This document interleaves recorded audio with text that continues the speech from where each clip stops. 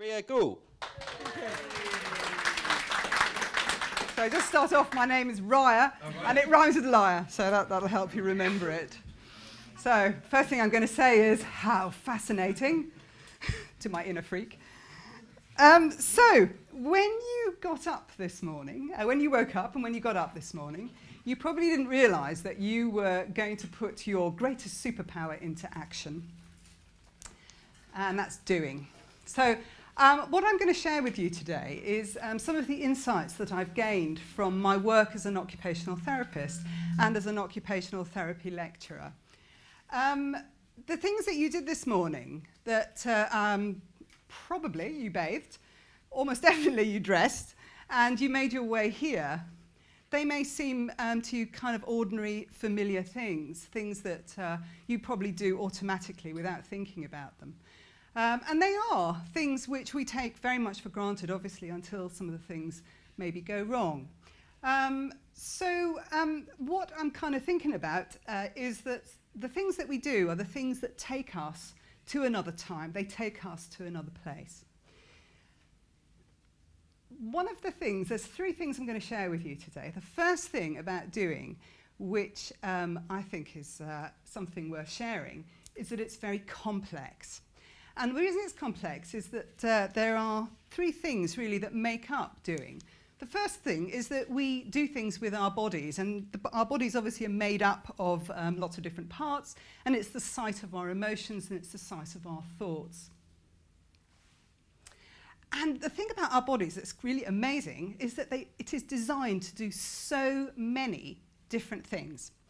Our bodies can move in all sorts of directions and can coordinate in lots of different ways. Something as simple just as dressing requires all sorts of body movements, and large ones and really quite tiny ones, and all of that coordination is extremely complex. And we don't kind of think about it until it goes wrong. I mean, if you've ever hurt your fingers, or perhaps you've broken a limb, you might have an idea of what that means to just doing ordinary tasks. And we have lots of things about our body that help us to do things in quite extraordinary ways. For example, at the ends of our fingertips, we have sensors which allow us to recognise objects without looking at them by touch. And that sense is something which helped me to do up my zip this morning, helped me to put on my necklace. And if you have a stroke, you can lose that sense. Then you can't find your keys in your handbag anymore. You can't find things in your pocket and recognise them. So these things we have this incredible, finely tuned doing machine at our disposal. The second thing that is really amazing and complex about doing is that there are so many different things to do. Now, I've put this word up, occupations. That's what occupational therapists call the things that we need and want to be able to do. It's our name for it. That's why we're called occupational therapists. But it is just really the things that we want to do, the things that we need to do, the things that we do in a day. And there are so many different things to do. And we have invented so many different things to do, way beyond what we need to do in terms of our survival as human beings. This kind of tells us something interesting about ourselves. We hate being bored, and we want new things to do all the time. So we've invented things like art and skateboarding and religion and so on. Lots of different things that we like to do. The other thing about doing, which I think is quite fascinating, is we're very, very fussy about things that we do. We're very fussy about the way we like to do them. So, for example, if you want to have a cup of tea, some people will have loose tea in a pot, other people will have a tea bag in a mug. What about toothpaste? Toothpaste, do you squeeze it out through the middle, or do you roll it up? Marriages can turn very quickly to divorces in terms of differences about how things should be done. So that kind of points to a very, very intensely personal relationship that we have with doing. The other thing which makes things we're doing very complex, is that they take place in an environment. And that environment can be an enabler or a barrier to the things that you want and need to be able to do. And if we have a look around, well, just think about where we are and all the buildings around us. We've created them to do things in. They're there because we have such a big drive to do that we've created lots and lots of different spaces to do things in. So we've created churches, we've created workplaces, we've created factories, we've created roller coasters, we've created shopping malls, all of these amazing spaces to do things in. So the other thing about doing is that it gives our life meaning.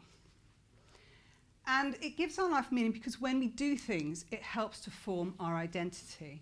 The things that we do give us a sense of who we are. It gives us labels by which we can call ourselves. And it also points to attributes that we have. It's not always a positive thing. Sometimes the things we do give us a sense that we can't do things. We might think, I'm not very good at maths, for example. But it also gives us a sense of some of the attributes that we might have, things like confidence. They come through doing. Assertiveness, they come through doing. And also, some of the things that people might say about us, like whether you're reliable. Reliability comes from doing what you say you're going to do. Actions speak louder than words. Closely aligned to that is the roles that we inhabit. If you group tasks together, they form the roles that we do in our life. They also give us identity. We've got lots of different roles. Within our family, for example, we might have a role as a parent, might be a breadwinner, we might be the homemaker, we might be the moody teenager. In our communities, we might be a friend, we might be a volunteer, we might be a pastor. There may be many different roles that we can take there. And then in society, in wider society, we've got some big roles, like lawmaker or scientist or even criminal might be a role that we take.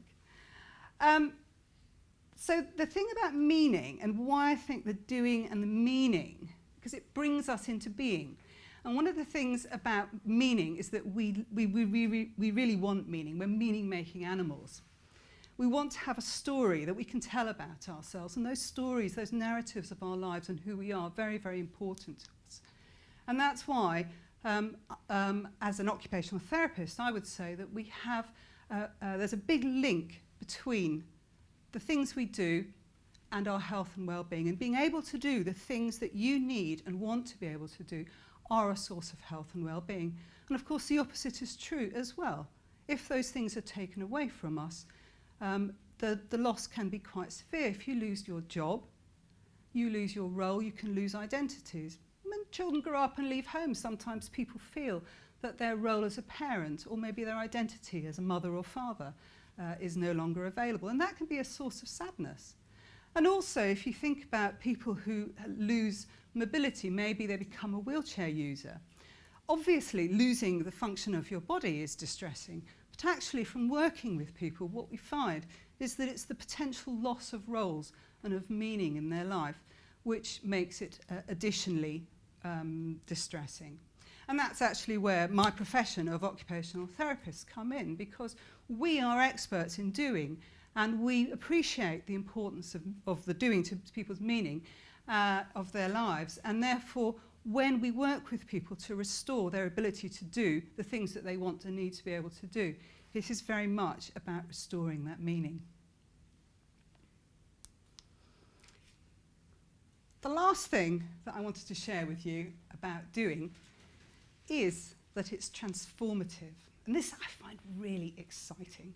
This phrase, doing, being, becoming, was coined by an occupational therapist called Anne Wilcock. It's not mine, and so I want to give her credit for that. But I've thought about, this is something I've thought about for an awful long time, that there is this incredible dynamic aspect to being a human, which is that when we do things, we are bringing ourselves into being. We have an experience of who we are. And when we bring that person into being, then that is who we become in that moment. It's a transformative cycle, especially if we do something new. and a bit out of our comfort zone, like a TED talk, for example. That's going to change my life, probably. It's a transformative experience. But it doesn't have to be that dramatic. Just doing something will always give you an experience of being. It'll give you feedback from the world. It'll give you feedback from other people. It'll give you feedback from yourself as well. And that is transformational. When we do something, something is transformed. It also ripples out to other people. So when we're doing things and it's affecting other people, it's like we're in this amazing web of doing. It tells us something about our essential nature, I think, as transformational beings. We are, in a sense, all of us together, bringing the world into being every time we do anything. All of us together. We're kind of creating reality through all of our actions all the time. Just do a little mental experiment. Just think about if everybody in the world just stopped doing all together at the same time.